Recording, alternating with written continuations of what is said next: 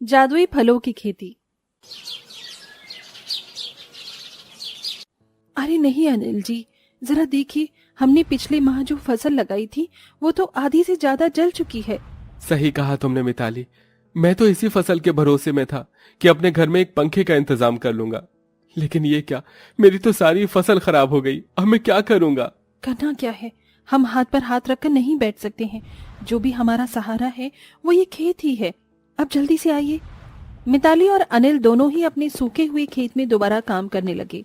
हालांकि आधी से ज्यादा फसल जल चुकी थी, लेकिन गरीब परिवार हार मानने वालों में से नहीं था। अभी वो खराब जली हुई फसल को अपने खेत में से निकाल ही रहे थे कि तभी उन्हें एक औरत की जोर जोर से रोने की आवाज आई। ऐसा लगा जैसे कि कोई रो रहा है। हाँ, मुझे भी लगा, लेकिन इस वक्त कौन होगा? चलिए अपने आसपास देखते हैं। दोनों पति पत्नी अपने खेत से निकल आए। खेत से बाहर सड़क पर उन्होंने देखा कि उनके ही जैसा एक गरीब परिवार, जिसमें एक बुढ़िया थी और दो पति पत्नी, एक छोटे बच्चे को लेकर जा रहे थे, और उनमें उस बच्चे की माँ थी जो कि रो रही थी। उन्हें देखकर मिताली उनके पास गई और हमदर्दी से पूछने लगी, अरे क्या बात है, आप ऐसे रो क्यों रही हैं? हाय मेरा लाल। बस बस। क्या हुआ भाई, इस बच्चे की तबीयत खराब है क्या? अरे अब क्या ही बताऊं भाई कि क्या हुआ है। हमारा छोटा सा बच्चा उस नई बीमारी का शिकार हो गया है, वही बीमारी जो कि अब आपके गांव तक भी पहुंच चुकी है। बीमारी? कौन सी बीमारी? अरे तुम नहीं जानते क्या? ये बीमारी एक नई तरह के कीड़े के काटने से फैल रही है। हमारे बच्चे को भी कमबख्त उस कीड़े ने ही काट लिया और उसका जहर उसके शरीर में आ गया। ऐसा क्या? तो इस बीमारी का कोई इलाज तो होगा? अरे कहाँ कोई इलाज है, अभी तक तो कोई इलाज नहीं है। सरकार की तरफ से ही कोई गैस बनाई जा रही है जिससे ये कीड़े मर सकते हैं, लेकिन एक बार जिसको उन कीड़ों ने काट लिया तो उसका कोई इलाज नहीं है। वो आदमी ऐसे बोलकर रोने लगा। उसका छोटा सा बच्चा एकदम नीला पड़ चुका था। उस बच्चे को देखकर अनिल को अपने परिवार की भी चिंता हुई। अजी सुनिए, मुझे तो डर लग रहा है। हम सारा दिन यहाँ खेत में काम करते हैं, बच्चे भी हमारे साथ ही रहते हैं। मुझे तो डर है कहीं वो कीड़ा हम ही ना काट ले। ऐसी बातें मुंह से मत निकालो मिताली, मैं जानता हूं हमें कुछ नहीं होगा। अनिल और मिताली ने अपने मन को इसी तरह से समझा लिया, लेकिन ये तो सच था कि वो जहरीला कीड़ा अब अनिल के गांव में भी आ चुका था। शाम को दोनों पति पत्नी खेत पर से घर आ गए।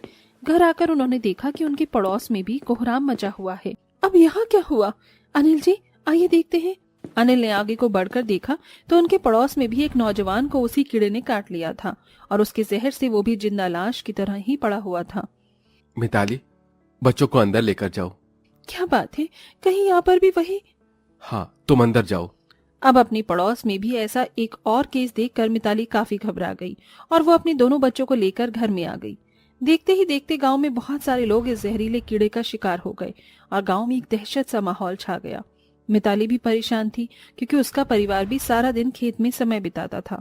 इसीलिए वो हमेशा भगवान से प्रार्थना करती थी, हे दुर्गा माँ, मेरा तेरे ऊपर अटूट विश्वास है, मेरी और मेरे परिवार की रक्षा करना। जो स्थिति हमारे गांव के सामने खड़ी हुई है, ऐसे में बच्चों के साथ बाहर निकलना सही तो नहीं है, लेकिन बिना बाहर जाए घर का गुजारा भी नहीं होगा, इसलिए मुझे जाना होगा माँ। अपने और अपने बच्चों के पेट की खातिर मिताली अपनी 5 साल की बेटी गौरी और बेटे राजू को गोदी में लेकर अपने पति के साथ खेत में काम करवाने चली गई। यहाँ कितना सन्नाटा है ना। पूरे गांव में उस कीड़े की दहशत जो फैल गई है। मैं भी अपने बच्चों को ले तो आई हूँ, लेकिन डर लगता है कहीं मिट्टी से निकलकर कोई कीड़ा इन्हें काट ना ले। हाँ, आ, आ, आ, आ, अनिल जी, अनिल जी, अनिल जी, उठिए अनिल जी, आपको क्या हुआ? अनिल जी, अनिल जी। मिताली जोर जोर से रोने लगी। उसकी आवाजें सुनकर आसपास के घरों में से लोग आ गए और मिताली को घर लेकर गए। घर आकर पता चला कि अनिल भी उसी जहरीले कीड़े का शिकार हो गया था। ऐसा नहीं हो सकता, अनिल जी, अनिल जी, आपकी गोली अनिल जी। उस दिन मिताली बहुत ज्यादा रोई, लेकिन अनिल पर उसकी एक भी आवाज का असर नहीं पड़ा। अनिल के भी अब बीमार पड़ जाने की वजह से दोनों बच्चों की जिम्मेदारी अब मिताली के कंधों पर ही आ गई। वो गरीब माँ अपनी बड़ी बेटी गौरी को उसके पिता के पास छोड़ती थी और अपने बेटे राजू को अपनी साड़ी के पल्लू में बांधकर वो धूप में अकेले ही खेत में मेहनत करती थी। लेकिन फिर भी उसके घर में भुखमरी हो रही थी। माँ भूख लगी है। मेरी बच्ची, मैं तुझे क्या खिलाऊं? फसल तो बराबर खराब ही होने पर है, अब घर में राशन भी नहीं है। बस अब बहुत हुआ माँ, अब तुझे मेरी भक्ति का फल देना ही होगा। माँ, तुझे अब मेरे परिवार के साथ इंसाफ करना ही होगा।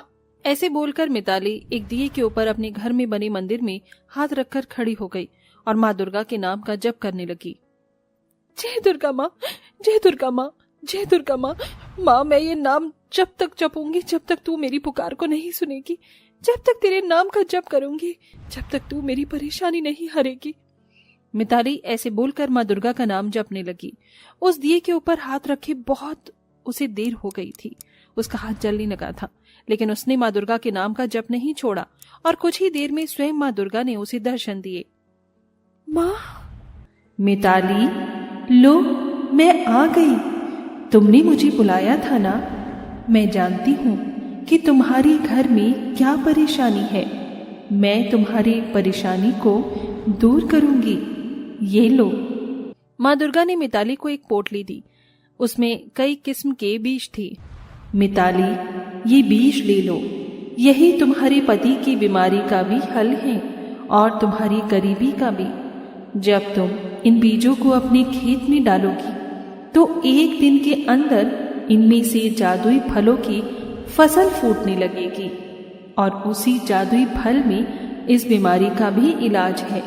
तुम उससे दूसरों की भी मदद करना और अपने हालात भी बदल लेना। ऐसे बोलकर दुर्गा माता वहां से गायब हो गईं और मिताली ने अपने खेत में वो जादुई बीज बो दिए।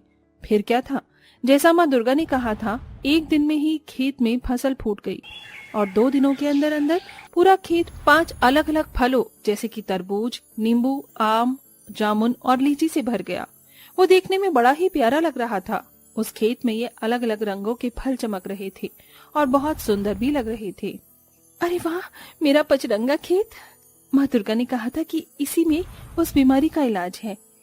मिताली ने अपने खेत से वो फल तोड़ लिए और उनका रस अपने बीमार पति के मुंह में डाला। रस मुंह में पड़ते ही अनिल के शरीर का रंग बदलने लगा और वो ठीक हो गया। अनिल जी। अनिल के ठीक होते ही मिताली उससे लिपट गई और उसने उसे पूरी घटना सुनाई। क्या सच? तब तो हमें बाकी बीमार लोगों की भी मदद करनी चाहिए। दोनों पति पत्नी ने बाकी लोगों की भी अपने खेतों के फलों से मदद की। उनके फल खाने से उस कीड़े की बीमारी का जहर खत्म हो रहा था। 2-4 लोगों के सही हो जाने के बाद उनके जादुई फलों की चर्चा दूर दूर तक होने लगी और लोग दूर दूर से उनके फल खरीदने आने लगे। वो गरीबों को काफी कम दाम में फल दे रहे थे, जिसकी वजह से अब लोग ठीक होने लगे थे। सरकार की तरफ से भी कीटनाशक गैस तैयार कर दी गई थी, जिसकी वजह से अब उन कीड़ों का खतरा टल चुका था। पचरंगा जादुई खेत पाकर मिताली के घर के हालात भी सुधर चुके थे और अब सब कुछ ठीक हो चुका था।